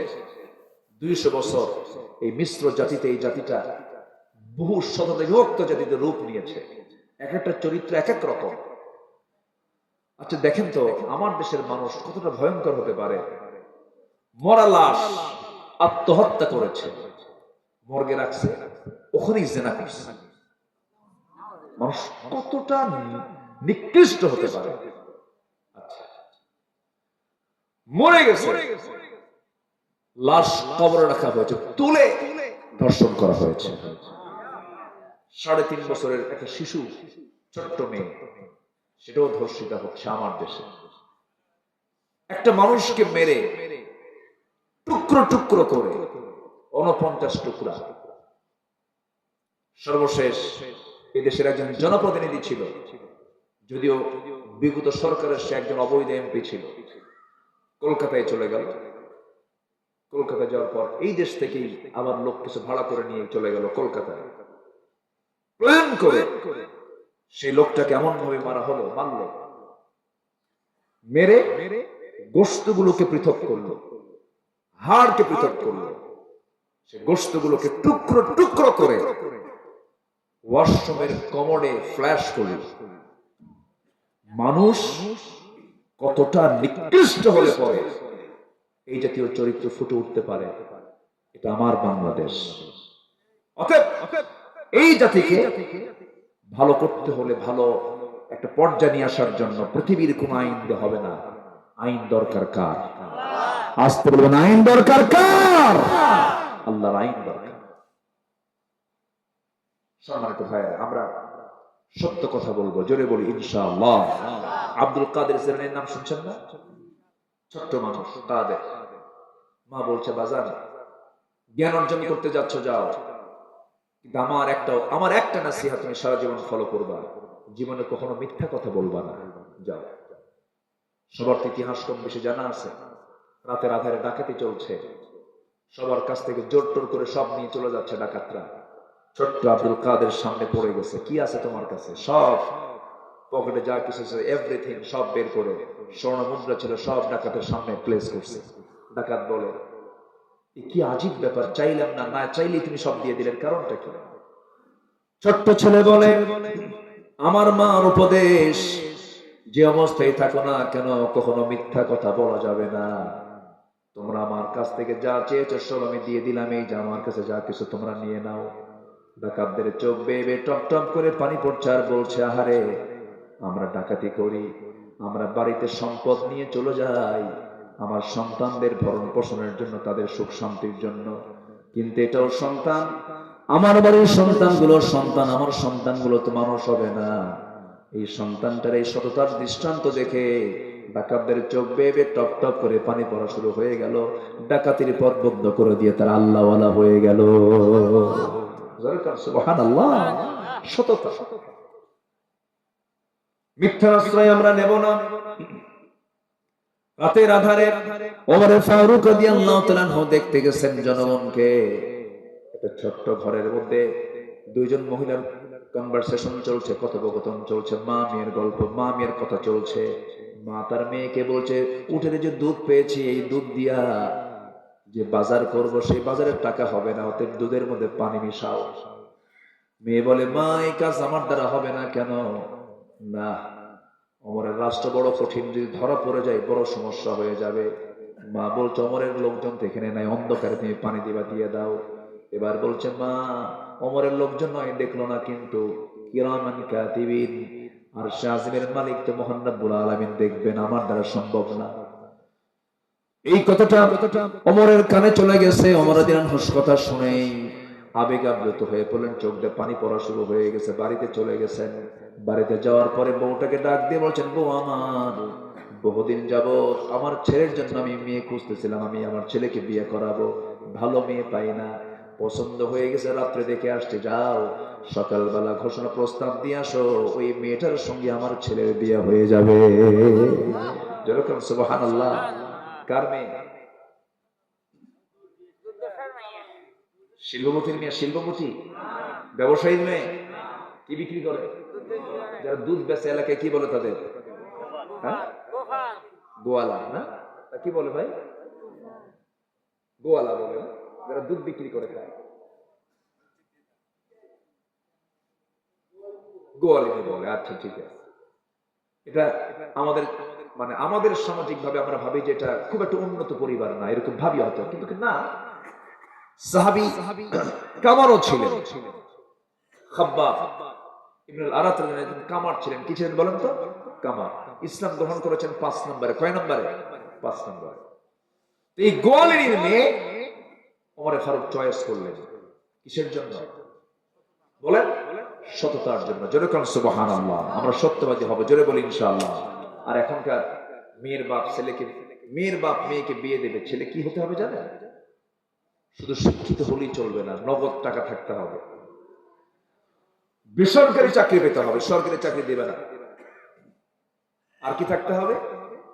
নগদ 1 কোটি টাকা ক্যাশ, মঙ্গল গ্রহে অফিস, আমেরিকা ইউরোপে সেকেন্ড হোম। আর ওমর ফারুক তার ছেলেকে বিয়ে করাচ্ছেন, সততাকে সামনে এনে একটা গোয়ালিনীর ঘরের একটা দুধ বিক্রেতার মেয়ের সাথে বিয়ে দিচ্ছেন। আল্লাহু আকবার। এটাই হলো সততা। সততা আমরা সব জায়গায় দেখাবো, জোরে বলি ইনশাআল্লাহ। আমাদের কথায়, কাজে, ব্যবহারে, সব জায়গায় সততাকে আমরা 100% করবো, জোরে বলি ইনশাআল্লাহ। নাম্বার 4, তাকওয়া অর্জন করা। তাকওয়া মানে হলো বেঁচে থাকা। কি থেকে বেঁচে থাকা? সকল প্রকার গুনাহ থেকে নিজেকে বেঁচে রাখা, সকল প্রকার গুনাহ। আল্লাহ রাব্বুল আলামিন বলেন, মান ইউতিইল্লাহা ওয়া রাসূলাহু ওয়া ইয়াখশাল্লাহ ওয়া ইয়াত্তাকিহি ফাউলাইকা হুমুল ফাইজুন। নাম্বার 5 হলো ধৈর্যশীলতা। নাম্বার 5 কি? ধৈর্যশীলতা। আমরা ধৈর্যশীল হব, জোরে বলি ইনশাআল্লাহ। মাহফিলে বসা আগে না ধৈর্য আগে? বলেন, মাহফিলে বসা আগে না ধৈর্য আগে? ধৈর্য আগে। নামাজ আগে না ধৈর্য আগে? ইস্তাঈনু বিস-সাবরি ওয়াস-সালাহ, আগে ধৈর্য। আচ্ছা বলেন তো, বিয়ে আগে না ধৈর্য আগে? বলেন, ধৈর্য আগে। সেদিন এক মহিলা আমারে ফোন দিয়েছে, ফোন দিয়ে বলে, হুজুর আমার স্বামী সকালেও তালাক দেয়, বিকেলেও তালাক দেয়, আমি কি আসি না নাই? মুরব্বী কিন্তু জীবনে বহু ফেস করছেন এগুলো, চেয়ারম্যান তো, কত যে ঘটনা এগুলো চলে, শুধু ধৈর্যের অভাব। অসংখ্য পরিবার আছে স্বামী স্ত্রী পরিচয় সংসার হচ্ছে, কিন্তু জেনা হচ্ছে। জেনা কি হচ্ছে? জেনা। কেন? এর মূল কারণ হলো ধৈর্যহীনতা। তালাক দিয়ে দিচ্ছে, তালাক টালাক দিয়া আমাদের ফোন দিয়ে বলে, হুজুর কাম তো সারছি, রাগের ঠেলায় তালাক দিছি, এখন আপনি দেখেন তো কোনো ফাঁক ফোকর দিয়ে কোনো মতো জোড়া লাগায় দেওয়া যায় কিনা। হুজুর তো শরীয়তের মালিক নাকি? শরীয়ত কার? আল্লাহর। শরীয়ত কার? এগুলো করা যাবে না। আমরা ধৈর্যশীল হব, জোরে বলি ইনশাআল্লাহ। ব্যবসা আগে না ধৈর্য আগে? পাঞ্জাবির দোকান দিয়েছেন, এক পাঞ্জাবি দেখে কি কাস্টমার পাঞ্জাবি কিনবে? কয় পাঞ্জাবি দেখবে? 10টা। 10টা দেখবে, একটা কিনবে। লুঙ্গি 10 লুঙ্গি দেখবে, এক লুঙ্গি কিনতেও পারে, নাও কিনতে পারে। তখন কি করবেন? যদি না কেনে, 10টা দেখাইছে আধা ঘন্টা ধরে, এরপরেও সে কেনে নাই, কি করবেন? কিনবি না কেন? বাইন্দা রাখবে তোরে। দোকানদারি হবে? দোকানদারি করতে পারবেন? পারবে। ধৈর্য আগে দরকার। ধৈর্য ছাড়া কোন অর্জন সম্ভব নয়। ধৈর্য হলো বাগান, রাগ হলো জঙ্গল। রাগ কি বলেন তো? জঙ্গল। জঙ্গল যেমন অযত্নে এমনি হয়, আর বাগানটা হলো যত্নে বাগান হয়। আমরা ইমানের যদি যত্ন করতে চাই, অবশ্যই ধৈর্যের দরকার আছে না নাই? আছে। একজন নবীর মধ্যে খুব রাগ ছিল, একজন নবীর মধ্যে খুব রাগ বেশি ছিল, পরে ঠিক হয়ে গেছে। কে বলেন তো? জোরে কর না ভাই। আজকে আমার গত 2 দিন হলো একটু আমার কণ্ঠে বুকে অনেক কফ। আমি ওঠার আগে মানে কি বলবো, অস্তা আলা রাস, মানে দাড়ি সাদা হয়ে গেছে। মুরব্বী মানুষ, 2 মুরব্বীর ফোন নিয়েছে। 2-3 দিন হলো হঠাৎ করে ঠান্ডা, এই যে ঠান্ডা গরমে বুকে অনেকগুলো কফ জমে গেছে। ডাক্তার একটু আমাকে বলেছিলেন আপনি একটু রেস্ট নেন, কথা না বলাই ভালো। তো বললাম, আমি যদি এই কথা কমিটিকে বলি আমারে বিশ্বাস করবে? এই জাতি তো বিশ্বাস করে না। হুজুর কেমন হুজুর? হুজুর আবার অসুখ হয়? এটা কেমন রসুল যে বাজারেও যায় আবার খাবারও খায়? অনেকদিন আগে ছোট্ট একটা বাচ্চা আমারে দেখে হাসতে। বললাম, আব্বু তুমি হাসো কেন আমার দেখে? হুজুর আমি ভাবছিলাম হুজুররা ভালো মানুষ, কিন্তু ভালো মানুষ না। কেন? হুজুররা বিয়ে করে আবার বাচ্চাও হয়। কি বুঝতেছেন কি আপনারা? মানে আমাদেরকে মানুষ একটু ভিন্ন চোখে দেখতে চায়। প্রচন্ড কষ্ট হচ্ছিল। এখন আলহামদুলিল্লাহ 2 জনের ফোন পেয়ে আমি অনেকটা ভালো লাগতেছে, আলহামদুলিল্লাহ। একটু দোয়া করেন। আমাদের তো কথাই বলতে হয়, আল্লাহ যেন কথার যে শক্তিটা, কণ্ঠের যে শক্তিটা আল্লাহ যেন আবার ফিরিয়ে দেন। জোরে বলি আল্লাহুম্মা আমিন। আরো জোরে আল্লাহুম্মা আমিন। তো কোন নবীর মধ্যে সবচেয়ে রাগ বেশি ছিল বলেন তো? খুব রাগ বেশি ছিল। আল্লাহ পাক তার রাগ না কমান পর্যন্ত নবুয়ত দেন নাই, রাগ আগে কমায় দিছে। একজনকে সামনে পাইলেন বেদবি করতেছে, কিন্তু বেদবি করো কেন? ঠিক হও। সে বারবার শুধু বাকামি করছে, টাড়ামি করছে। উনি শাসন করার জন্য একটা থাপ্পড় মারলেন, এক থাপ্পড় মারা মাত্রই মরে গেছে। আল্লাহকে বলছে, আল্লাহ এটা কাম হলো? আমি তোকে থাপ্পড় মারছি হলো শাসন করার জন্য, যে মরবে আমি তো, আমার তো নিয়তে ছিল যে ওকে মার্ডার করবো। আল্লাহ দোষ কিন্তু আমার না, দোষ তোমার। আল্লাহ বললেন, মুসা যত কিছুই করে এবার তাল মতো করছো, তোমার বিরুদ্ধে হত্যার হুলিয়া জারি হয়ে গেছে, তুমি এখন দেশে থাকো না, তুমি এখন দেশ ছাড়বে। দেশ ছাড়লেন, মাদিয়ান চলে গেলেন। কোথায় চলে গেলেন? মাদিয়ান। যাওয়ার পর কেউ নাই, কেউ তাকে চেনে না, একাকী নিঃসঙ্গ জীবন। জীবনটাই তো ছিল তার কষ্টের। মার পেট থেকে পড়েই পরীক্ষায় পড়েছেন যে নবী, সে নবীর নাম কি? মুসা। আল্লাহ তাআলা এমনি তার নামটা বারবার নেননি, খুব দামি নবী ছিলেন। চলে গেলেন মাদিয়ান। কয়েকদিন চলে গেল, ক্ষুধার যন্ত্রণায় ছটফট করছিলেন, তৃষ্ণার্ত হয়ে আছেন। কূপের ধারে দাঁড়ালেন, কূপের কাছে গিয়ে অঞ্জলি ভরে পানি নিলেন, পানি পান করলেন। হঠাৎ করে দেখতে পেলেন বালতি হাতে মহিলা দুজন দাঁড়ানো, কিন্তু কূপ থেকে পানি নেয় না। বলছে, তোমরা কূপের থেকে পানি না নিয়ে চলে যাও। তারা বলছে, আমরা পারবো না। কেন? কূপের যে ঢাকনা আছে, টান দিতে বহু শক্তির প্রয়োজন, আমরা পারবো না। 7 থেকে 8 জন যুবকের শক্তি লাগে, আমরা পারবো না। সবাই যখন পানি নিয়ে যাবে, আমরা অবশিষ্ট পানি সেখান থেকে তুলে নিয়ে চলে যাব। আল্লাহর পয়গম্বর মুসা মনে করলেন, মহিলা বড় বেচারা মানুষ, কষ্ট হবে, তারা তো দুর্বল চিত্তের, আমি তো সহযোগিতা করি। বলছে, বালতিটা আমার হাতে দিয়ে দাও। বালতি হাতের মধ্যে নিলেন, বালতি হাতের মধ্যে নিয়ে কূপের ধারে চলে গেলেন। কূপ থেকে পানি তুলবেন, তার আগে ঢাকনায় হাত দিলেন, ফিকা মারলেন। 14 হাত দূরে গিয়ে ছিটকে পড়লো। 2 মহিলা মনে মনে কয়, এত বড় শক্তিশালী মানুষ, এটা কি মানুষ না অন্য কিছু নাকি? তো ভয় পাচ্ছে। কূপ থেকে পানি তুলে নিয়ে বালতি ভরায় দিয়ে বললেন, তাড়াতাড়ি বাড়ির দিকে চলে যাও, সন্ধ্যার পর মেয়েদের বাইরে থাকতে নেই, তাড়াতাড়ি বাড়িতে চলে যাও। চলে গেলেন বাড়িতে। বৃদ্ধ পিতা বলতেছে, কলিজার টুকরার সন্তান, প্রতিদিন আসতে তোমাদের সন্ধ্যা পার হয়ে যায়, সূর্যাস্ত হয়ে যায়। আজকে সূর্যাস্তের পূর্বেই তোমরা বাড়িতে আসলে, কে তোমাদেরকে পানি তুলে দিল? কাব্বা। একজন যুবককে সন্ধান পেলাম কূপের ধারে, কাবিয়ুন আজিজ, খুব শক্তিশালী যুবক। ঢাকনায় হাত দিলার ছিটকে পড়ে গেল। এবার বলছে, আমার বড় মেয়ে, শোনো, আগামীকালকে তুমি আবার চলে যাবে কূপের ধারে।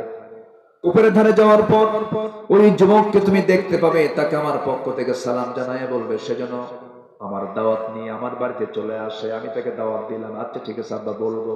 পরের দিন চলে গিয়ে বলতেছে, যুবক, আবু না শাইখুন কাবীর, আমাদের বাপ বুড়া মানুষ, আপনাকে দাওয়াত দিয়েছেন, আপনি কি যাবেন নাকি? খুব খুশি হয়ে গেলেন। আরে, এই জনপদে কাউকে চিনি না, আমিও চিনি না কাউকে, কেউ আমাকে চেনে না, চিনলে একটু পরিচয় হলে তো ভালোই হয়। যাব, কিন্তু কেমনে যাব, বাড়িতে চিনি না। মহিলা বলতেছে, বাড়ি চেনার দরকার নাই, আমি সামনে সামনে যাব, আপনি আমাকে ফলো করবেন। আমি ডানে যাব, আপনি ডানে যাবেন, আমি বামে যাব, আপনি বামে যাবেন। মুসা সাল্লাম বললেন, হে মহিলা, তুমি কি আমাকে সাধারণ পুরুষদের কাতারে পুরুষ মনে করো নাকি? আমি তো সাধারণ পুরুষের কাতারে পুরুষ না, যে আমি তোমার পিছে পিছে যাব, আমার চোখের গুনাহ হয়ে যাবে। আমি এটা চাই না, বরং আমি সামনে সামনে চলবো, তুমি আমার পিছে পিছে আসবে। আসলে তো নেতৃত্ব দেওয়ার জন্য আল্লাহ পাক নারীকে সিলেক্ট করেছেন, না পুরুষকে সিলেক্ট করেছেন? নারী না পুরুষ? ইমাম হবে কে? বলেন, ইমাম হবে কে? নেতা হবে কে? নেতৃত্ব দেবে কে? পুরুষ। আর রিজালু কাওয়ামুনা আলা নিসা। আমি সামনে যাব। মহিলা মনে মনে চিন্তা করে, গতকালকে দেখলাম শক্তিশালী যুবক, আজকে দেখি মানে চরিত্র ভালো, চায়া থাকে না। এই পুরুষের কাছে নারী নিরাপদ। একটা আদর্শ নারীর কাছে 2টা গুণ যে পুরুষের থাকবে, সেই 2টা গুণ দেখে সে পছন্দ করবে। 1 নাম্বার হলো শক্তিশালী যুবক, নাম্বার 2 হলো চরিত্রবান যুবক। কিন্তু আজকের মেয়েদের মধ্যে কি রুচি আছে? কোন ধরনের ছেলে পছন্দ করে? যাদের প্যান্টের হাঁটু ফাটা। প্যান্টের কি ফাটা? হাঁটু ফাটা প্যান্ট আছে না? হাঁটু ফাটা প্যান্ট পছন্দ। মাথার চুলগুলো এদিকে নাই, পিছনেও নাই, মাথার উপরে গোল কইয়া সেন্ট মার্টিন দ্বীপ, ঠিক আছে না? সেন্ট মার্টিন দ্বীপ। যখন বলা হয়, ছেলে, তোমার এই ডিজাইন তুমি পাইছো কোথায়? হুজুর বুঝবেন না, এটা হচ্ছে মেসি, নেইমার, তুমি কি কুত্তা? যেরকম নাউজুবিল্লাহ। আর এই বিকৃত রুচির লোকদেরকে ওই বিকৃত লোকেরাই পছন্দ করে। কিন্তু ওই মহিলার থেকে আমরা একটা শিক্ষা পেলাম, যে গতকালকে দেখলাম শক্তিশালী, আজকে দেখি চরিত্রবান যুবক। এই চরিত্রবান লোকের কাছে তো একটা নারী নিরাপদ। মনে মনে একটু পছন্দ হয়ে গেছে, চলে গেছেন বাড়িতে। বাড়িতে যাওয়ার পরে বৃদ্ধ লোকটার সঙ্গে দেখা হলো। সেই সময় মুসা আল্লাহর পয়গম্বর হন নাই, সেই সময় যখন দেখা হলো সালাম কালাম হয়ে গেল, দুজন কালিঙ্গন করলেন। এরপর হঠাৎ করে বৃদ্ধ লোকটার মুখ থেকে বের হয়ে গেছে, হে যুবক, তোমার নাম তো মুসা। অবাক হয়ে বলছেন, আমার নাম মুসা। এই লোকটা জানলো কেমনে? একটু জড়সড় হয়ে গেলেন, আমার চিনলো কেমনে? সমস্যা তো। এরপরে বলছেন, হে মুসা, তুমি কি চিন্তা করছো? তোমার শুধু নামও জানে না, তোমার কামও জানে। কেন, কি হয়েছে? থাপ্পড় মারছো, মানুষ মেরে ফেলছে, এরপরে তুমি এখানে আসছো। কি কথা কি বুঝতেছেন আপনারা? উনি আরো প্রথমত খেয়ে গেলেন, জড়সড় হয়ে গেলেন। এবার বলছেন, মুসা, তুমি কি চিন্তা করো? কোনো চিন্তা নাই, আমার চামড়া কুচকে গেছে, আমার চোখে আমি কম দেখি, আমি দুর্বল, কিন্তু এটাকে ভেবো না যে আমি সাধারণ বুড়োদের কাতারের বুড়া। আমার পরিচয় হলো وَإِلَى مَدْيَنَ أَخَاهُمْ شُعَيْبًا। আমি হলাম এই মাদিয়ানবাসীর জন্য আল্লাহর পয়গম্বর শুআয়ব আলাইহিস সালাতু ওয়াস সালাম। নবীর কাছে তুমি আজকে আমার সামনে দাঁড়ায় কথা বলছো। মুসার আনন্দ দেখে কে আবার তাকে জড়িয়ে ধরে তাকে আলিঙ্গন করলেন। আহারে, আমার জীবন ধন্য হলো, নবীর সঙ্গে পরিচয় হয়ে গেল। এবার বলছেন বৃদ্ধ নবী শুআয়ব, বলছেন, হে মুসা, গতকালকে আমার মেয়েকে দেখেছ, আজকেও তুমি আমার মেয়েকে দেখেছ। দুটা মেয়ের যে কোনো একটা মেয়েকে আমি তোমার সঙ্গে বিয়ে দেব, তুমি কি বিয়ে করতে রাজি আছো নাকি? জবাব তিনি দিচ্ছেন আর বলছেন, যখন তখন। কি যখন তখন মানে কি? আমি এক পায়ে খাড়া।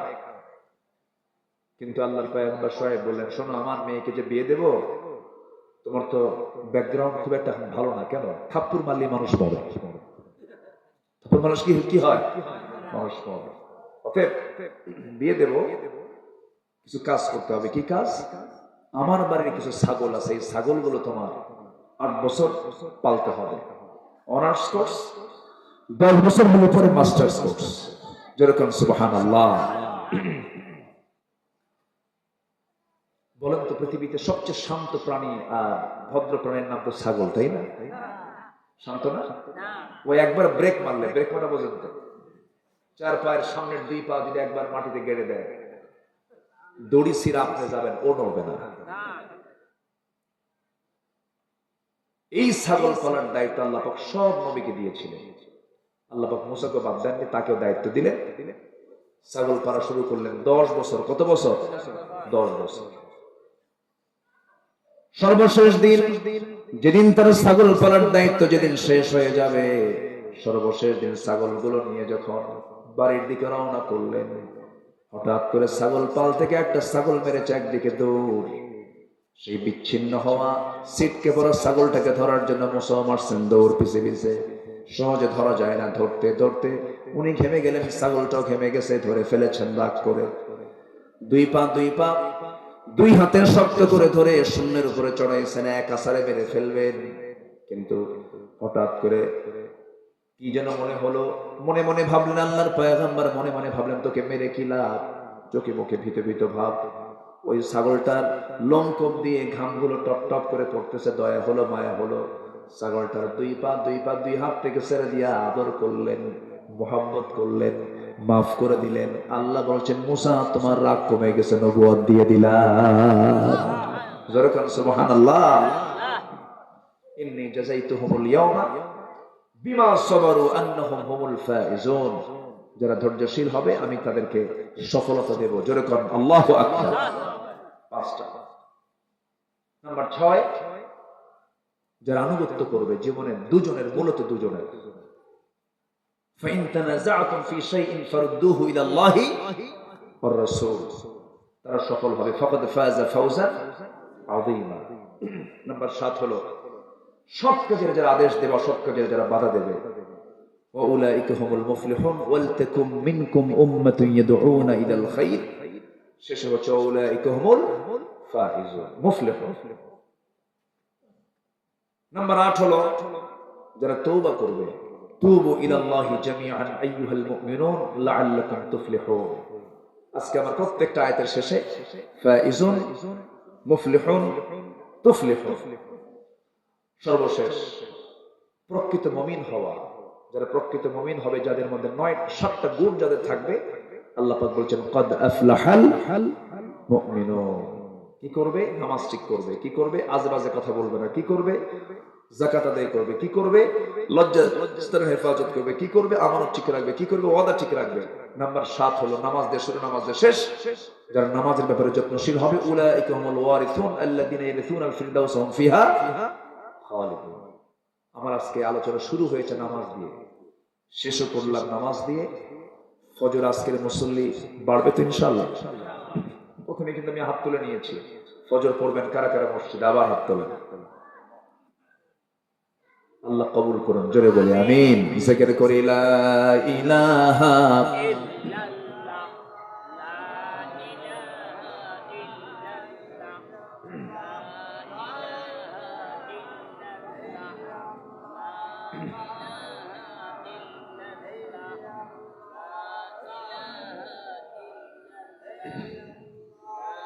লা ইলাহা ইল্লাল্লাহ সুবহানাল্লাহ আলহামদুলিল্লাহ লা ইলাহা আর জোরে লা ইলাহা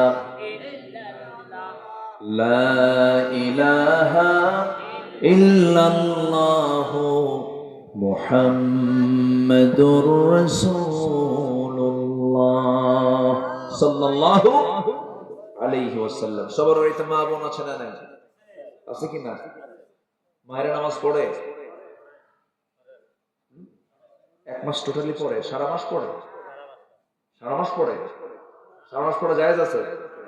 তাহলে যে সময় জায়েজ সে সময় পড়ে, কিন্তু যে সময় না জায়েজ নামাজ পড়া যাবে না সেটা একটা মেয়াদ থাকে। 3 দিন 10 দিন, ঠেলে নিয়ে যায় 19 দিন। ঠেলে নিয়ে যায় কয় দিন? 19 দিন। এই অলসতা গুলো কিন্তু মাদেরকে স্পর্শ করে, এগুলো খেয়াল করবো আমরা। মায়েরা অপরাধ করবেন। যদি কারো বোন হয়, এই বোনের জন্য ভাইকে ধরবে। বউ যদি হয় স্বামীকে ধরবে। মেয়ে যদি হয় বাপকে ধরবে। আল্লাহ তাআলা একটা নারীর কারণে 4 জন পুরুষকে জাহান্নাম দিবেন। এই জন্য প্রত্যেক বাড়িতে যাদের মা বোন আছে, আমাদের দায়িত্ব আছে না নেই বলেন তো? আচ্ছা, আপনার মেয়েকে দেখে পর পুরুষ আকৃষ্ট হবে, তাদের চোখের জেনা হবে, অন্তরের জেনা হবে। এমন জাতীয় ড্রেস পরে বাইরে কি বের হতে দেব আমরা? বের হতে দেব? আমরা নিজেরা শালীন হব, পরিবারকে শালীনপূর্ণ পোশাকে উদ্বুদ্ধ করব। এবং খাস পর্দা বলতে যেটা বোঝায়, এটা বোরকা শুধু নয়। খাস পর্দা হলো কাকে বলে? বিশেষ করে নিকট আত্মীয় যারা, রক্তের বন্ধন আছে কিন্তু বিয়ে জায়েজ আছে, খালাতো ভাই, মামাতো ভাই, ফুফাতো ভাই, এরপরে দুলা ভাই, এগুলোর সঙ্গে দেখা করে এমন ফ্যামিলি আছে না? দেখা করে একদম হরদম দেখা করছে, কিন্তু এগুলো কিন্তু বড় ডেঞ্জারাস। এখানে পর্দার বিষয়ে সচেতন থাকতে হবে আমাদের বেশি। আল্লাহ কবুল করুন, জোরে বলি আমিন।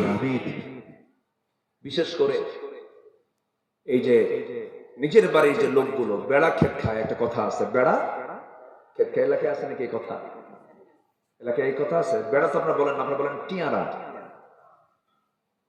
টিয়ারা খায় ভাষা একখান আল্লাহ দিছে, বা জটিল ভাষা। আস্তে আস্তে অনেকটা বুঝে গেছে, এখন পারি, হয়তো বলতে না পারলেও গালি দিলে টের পাই। অনেক মজা আপনাদের ভাষার মধ্যে আল্লাহ পাক দিয়েছে, বলি আলহামদুলিল্লাহ, খুব ভালো লাগলো।